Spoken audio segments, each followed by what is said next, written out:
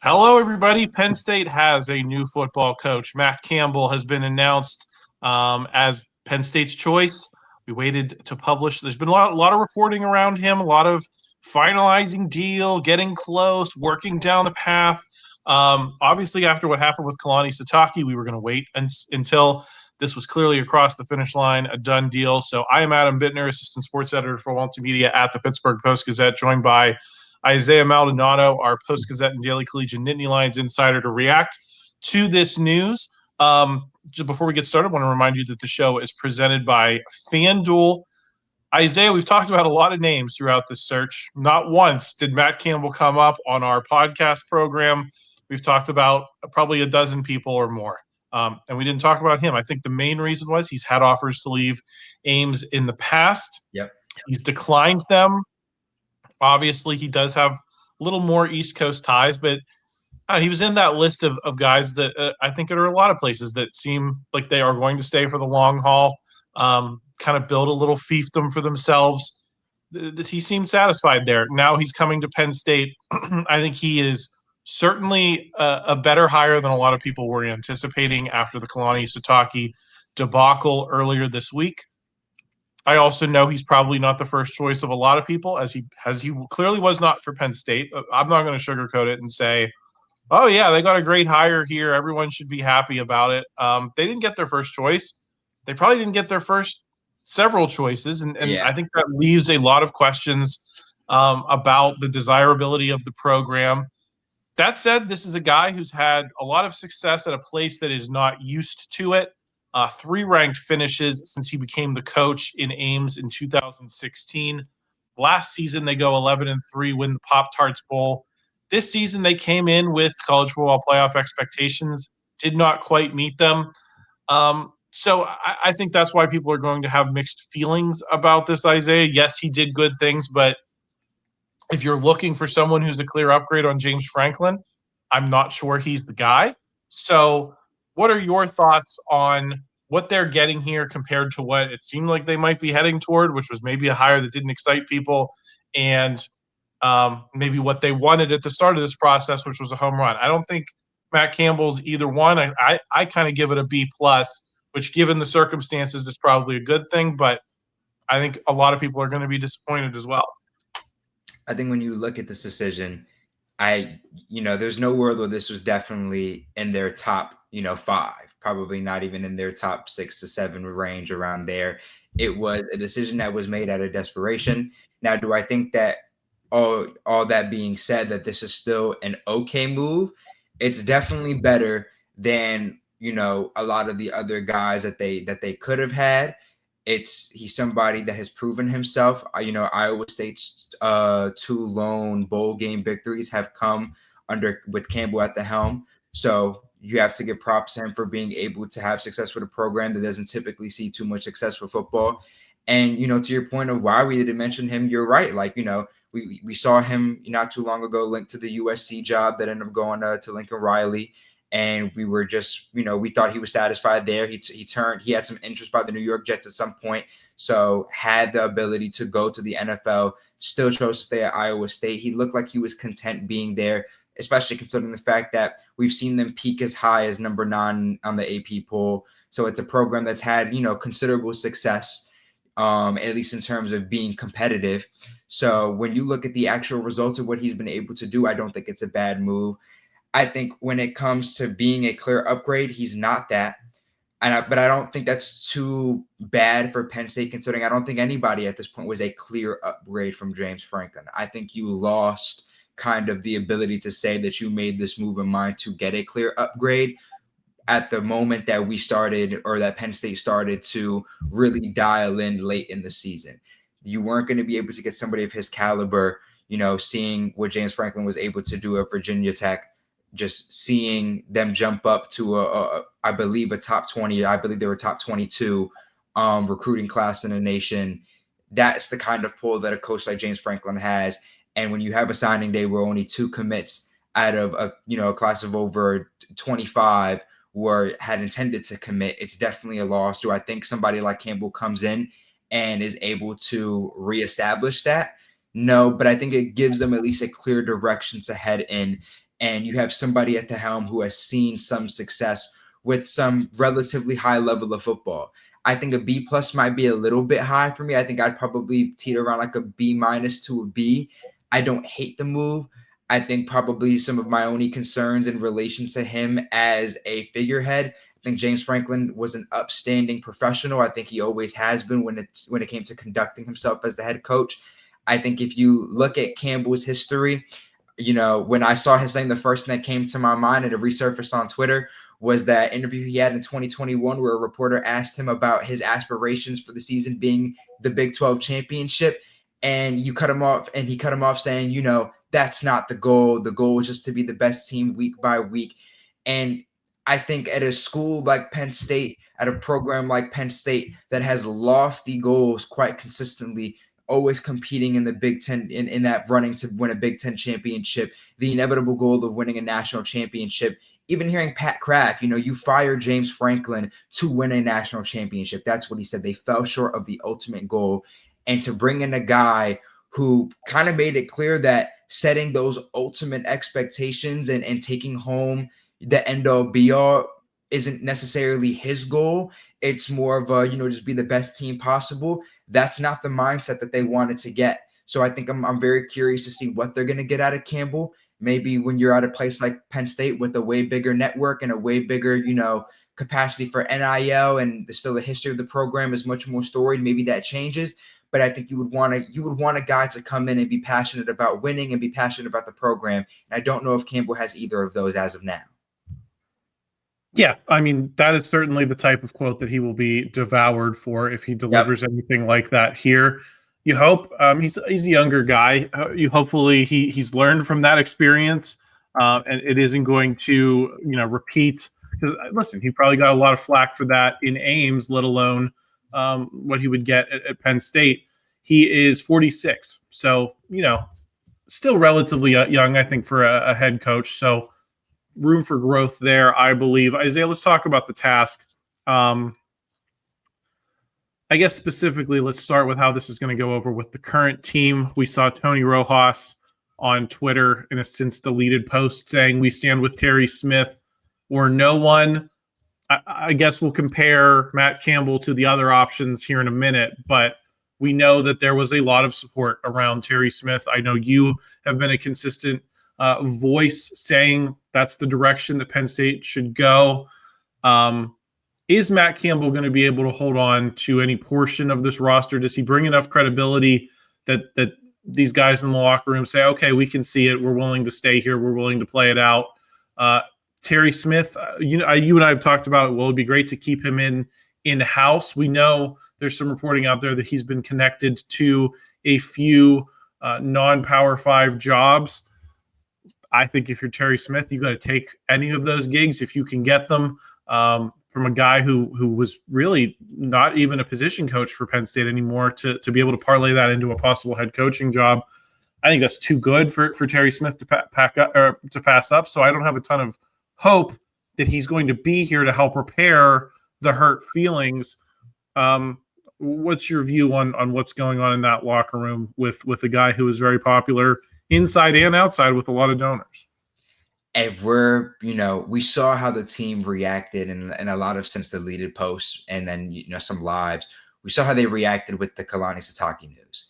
And if you weren't bought in with getting a guy like Kalani Sitake, who has, been able to compete at the top of the Big 12 this year, be better than Texas amidst Texas collapse.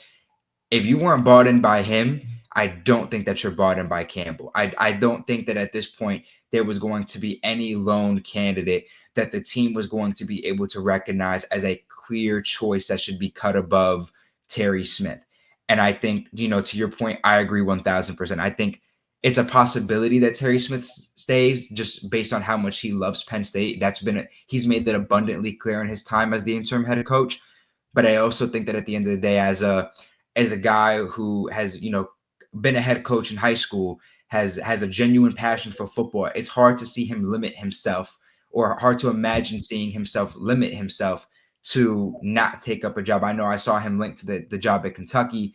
There would be a lot for him to gain by heading to a program and being able to have success there And I think if he values his career as a coach over his ties at Penn State, I don't really see a world where he doesn't take it. I think if he goes back to, being a positions coach, you kind of lose out on a lot of the credibility that you were able to establish these past couple of weeks.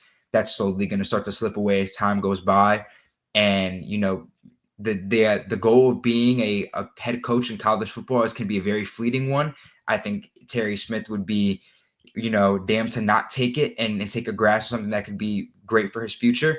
And I think with him gone, if that is the case and not being there to mitigate how the team would leave, I think you would see substantial turnover. I think him at the helm is the only reason that we were able to see and everybody was able to see kind of this late season resurgence from Penn State. And I think without him at the helm, being that voice of reason, being that glue guy, the truth teller in the building, as he's called, it's going to be really hard to see a lot of these guys who were brought in by Franklin and then feel like even if it wasn't Franklin, it was somebody who has been here just as long as James Franklin, somebody who embodies the same principles but executed them in a different way. There was a lot to like about the way that Terry Smith wanted to run this team. And they rallied behind it and they had success behind it late in the season. And without him even in the building to say, I might not be the head coach, but I'm still here. I'm here for you guys. I wouldn't be here if I wasn't able to buy into what Campbell was willing to come in and provide. If he is out of here, I think you see substantial turnover. I think it puts Penn State in a very, very dangerous situation of not really able to attract a lot of recruits.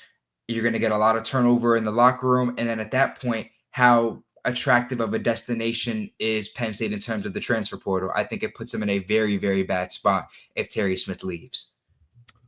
Yeah, I don't think it'll be doomsday. I think Matt Campbell has, enough credibility as a coach that you're going to be able to convince, a decent chunk of guys to stick around. As you've pointed out, you've got to have somewhere else to go in the transfer portal. And there are a lot worse places you can go than Penn State. I think a handful of guys who can start for James Franklin immediately will probably do that.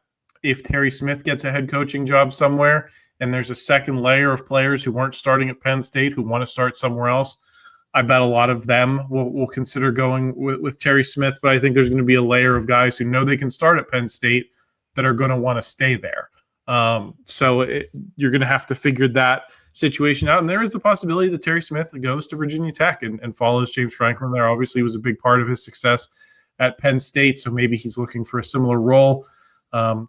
Potentially could parlay it into a job in the future, as we've seen a lot of Franklin assistants do over the years. Let's compare him to some of the other names we've brought up throughout this process. I think we both probably agree that he is that Matt Campbell's probably a downgrade on James Franklin, probably principally from a recruiting perspective. James Franklin is going to be, I think, a tough competition for a guy like Matt Campbell, who has been working in the Big 12 for a lot longer than he's been on the East Coast in this recruiting region. So I think you'd probably rather have James Franklin than Matt Campbell in the end. But I think if we go down the list, there's probably not a ton of guys that he is a clear downgrade on, in my opinion. I think he's probably on the same level or maybe like a 1B type of level. We talked about Kalani Sitake. Mm-hmm. Jeff Brohm was a name you and I talked about the other day. Matt Rhule, Curt Cignetti, Bob Chesney, Brent Pry, Eli Drinkwitz. I think Cignetti is probably the name that was probably closest to the top just because his team is second in the country right now. I think you get toward the bottom of that list. If Penn State ends up with a Jeff Brohm, who they didn't want through the whole process until the very end, a Matt Rhule. I like Matt Campbell a lot more than I like Matt Rhule. Yep, absolutely, no question. I like him probably better than Bob Chesney. I know I'm probably in a minority there, but Bob Chesney has not done enough at this level of football, does not have the relationships, is not established. Maybe he will be in 5 years. Maybe if you go to UCLA and have a lot of success, you'll have something to offer Penn State in 5 years, but he's not there yet. So I like Matt Campbell more than that one, which went pretty far down the road. Brent Key, Eli Drinkwitz, I think these guys are on similar levels to Matt Campbell. And then, you know what? I think after having reflected on it, I probably would have liked seeing Kalani Sitake a little bit more than Matt Campbell. Do you quibble with any of that, Isaiah? No, I think you hit the nail on the head. I definitely put Campbell in that realm of probably like if we have Bob Chesney here and Jeff Brohm here, I probably put Matt Campbell like real close right in between the two of them. I definitely do think that Kalani Sitake, out of all the names that you listed outside of Curt Cignetti, because at this point it just kind of looks like a pipe dream that he was ever in the running at all, and it's clear that it was a pipe dream with the extension that he got from the Hoosiers. So it's clear that Sitake is the best name on the list, and I think that it would have been the best name on the list. But I do think that there's a handful of guys that were below him and a handful of guys that fall in the same range. So I don't think that it wasn't the home run that Penn State was expecting, but I also don't think it was a single. You got on. It was a double. You managed to make your way halfway around. It's not the best move possible, but you could have did a lot worse. Yeah, and well, some people would argue, and I would be among them, that if you couldn't do better, then you probably should have stuck with what you had. But yep. Granted, things looked pretty bleak, and I think this is better than that. I definitely, in hindsight, would have liked to give a shot to a guy like Brian Hartline, a young guy like Will Stein, maybe see if you can capture some lightning in a bottle with them. So, I know that there was a lot more risk associated with those types of hires, but I believe Penn State was in a position where it was shooting for some upside. I don't know that Matt Campbell represents that to me. So I will put some of those young assistants a little bit higher on my personal list. Feel free to disagree. I don't blame you if you're a little risk averse there, but they would also have been names that were a little higher on my list. Let's talk about the task and expectations here, Isaiah. Matt Campbell just signed a class of recruits in Ames. I think it was 22 kids signed with him there. Presumably, he won't be able to bring any of them with him for at least a year before they can hit the transfer portal. So that's a whole bunch of high school recruiting that Penn State has lost out on by bungling this process. There are going to be some people, in these East Coast realms that haven't committed yet, that haven't signed yet. The Penn State will be able to snag. I don't think the high school recruiting class is only going to stay at 2 guys as it was after signing day on Wednesday. Probably not going to be great players. Or at least great prospects. That doesn't mean they can't become great players, but it's not going to be great probably in terms of the rankings. It's going to be historically bad in all likelihood. You're going to have to dip into the transfer portal quite a bit. You would figure some guys will follow him from Iowa State. You would figure that he has been putting in, and I think that was the big thing of why you wanted to get a current head coach as opposed to like a Brian Dable.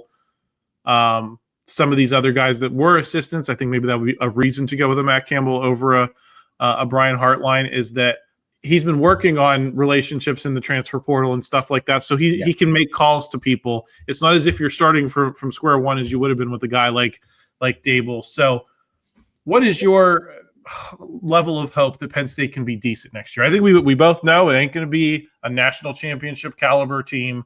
You're not going to have the expectations that you had going into this season. You're probably going to be happy to go 8 wins, 9 wins. And you'd probably be not that angry if you went 6-6, 7-5, something like that. If you can repeat this season, maybe make a little more incremental gains. If you're playing well at the end of the season like you are, I think people will feel good about that. Do you think that's on the table for Penn State, or could it get real ugly before it gets better, just considering you're not going to have that high school class that people were hoping to bring in here? I think 9-3, a lot of people would tip their hats off to Penn State that they were able to recover like that in a span of one season. Now, we both share the same sentiment about not being that low on Penn State's, future, considering the guys that come to Penn State, of the class of, 25 that had originally committed, how many of them were really going to be impact players from day one? How many of them were going to burn their red shirts, get green light in the words of James Franklin, and come in and be able to play substantial minutes? Probably not a lot of them, especially considering the fact that with Franklin gone, you were going to get a good amount of recruits that were on the lower end of the spectrum, some more 3 stars. So I think not having the recruiting class, it's not good, but it definitely isn't the end all be all. I think the biggest thing that is going to determine whether Penn State is able to, have a successful year. What I would determine as a successful year, is following up what they just did this year. If you stay at the same record, despite having a whole new coach, despite the inevitable turnover that's going to happen, and you're still able to dominate non-conference play, which shouldn't be a question considering there's still going to be a considerable talent gap between Big Ten football and whatever conference games there are no Power 5 teams on next year's non-conference schedule. So that is one thing that Matt Campbell has going for him. Yep. So we look at that. And then when it comes to conference play, you would hope that you're still able to, beat out these lesser teams in the Big Ten down the stretch. You would hope to not have another loss to a team like Northwestern. You would even hope to not be as close to a team like Rutgers, though I will give Rutgers their credit because they ended up being better than I thought they were going to be when I looked at them 7-8 games into the season. But I would think 6-6 is that benchmark that you want to at least reach, hoping for a 7-5 season. And I think that if they're able to mitigate the turnover, because once again, when you look at it from a football perspective, I do like what Campbell was able to do over there in Iowa State. He was able to, get that 11-3 season last year, make that college football playoff appearance. It bode well for them. They came short. They lost to Arizona State. They came up short, but they were certainly in the mix. Yeah. There we go. Lost to Arizona State, but inevitably still came up very close to it. And I like him as a football mind. When we have these conversations about getting a guy to come in as a football guy and as a recruiter, a lot of the guys that we spoke about, Dable included, might be harder for a guy like Will Stein or Brian Hartline who haven't had the experience being a head coach. We're getting, Penn State is getting a guy that's seasoned. You're getting a guy who knows how to navigate the portal. You're getting a guy who knows how to talk to recruits. A class of 22 recruits is nothing to scoff at, especially given the year that they had being a little bit under expectations. He was still able to get people to buy into the program. I think that there is reasons for Penn State to have a little bit of their fears alleviated. And I think that it's a okay foundation, a shaky one nonetheless, but still, I think more firm than having an interim head coach lead everything. And I think the only move that would have been better would be to have had Terry Smith be the full-time head coach. So I think that gives you a lot more continuity, but that's not what they went with. This is the reality that they have to deal with. And I think that it's one that they can come back from if they play their cards right. 8 wins is going to be my bar, Isaiah. It's what Bill O'Brien did in the teeth of the Jerry Sandusky scandal. I don't think what Penn State is going through is worse than what Bill O'Brien did then, competitively speaking. So that's my level of expectation. You've bungled this, you've botched this, you've ended up with Matt Campbell, but you've got to keep the expectations high. I think just making a bowl next year isn't good enough. If this is the move that you've made, you've got to come out of next season feeling good about the direction of where you're going. So 8 wins is my bar. Am I going to lose my mind at 6-6, 7-5? Probably not. Anything worse than that? Probably will. But to me, a success next year is 8 wins, especially because you avoid Ohio State. You will play, I believe Michigan is on the schedule. I think maybe there's a couple West Coast trips on there, but that's my line. 8 wins with the schedule that they have. We'll see how close they get to that.